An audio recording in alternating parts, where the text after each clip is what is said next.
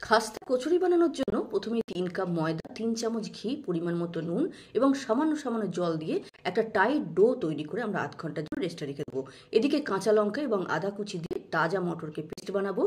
Frying প্যানে গোটা জিরে, গোটা মৌরি তেলে দিলাম। তারপরে হলুদ গুঁড়ো, জিরে গুঁড়ো দেবো, পরিমাণ মতো নুন দেবো এবং 2 চামচ বেসন দেবো এখানে। দিয়ে আমরা পেস্টটা দিয়ে দেবো, মটরশুঁটির পেস্টটা দিয়ে ভালো করে শুকনো শুকনো করে ভেজে পুর ভরার জন্য গোল গোল করে নেব।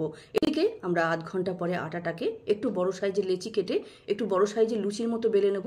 ওপর থেকে তেল এবং ময়দা লাগিয়ে ফোল্ড করব, আবার তেল ময়দা লাগাবো, আবার ফোল্ড করব এবং ওপর থেকে এখানে এইভাবে লম্বা করে বেলে নিয়ে আবার একবার তেল ময়দা দিয়ে এইভাবে রোল করে নেব, যাতে অসংখ্য ভাঁজযুক্ত কচুরি আমরা সুন্দর তৈরি করতে পারি।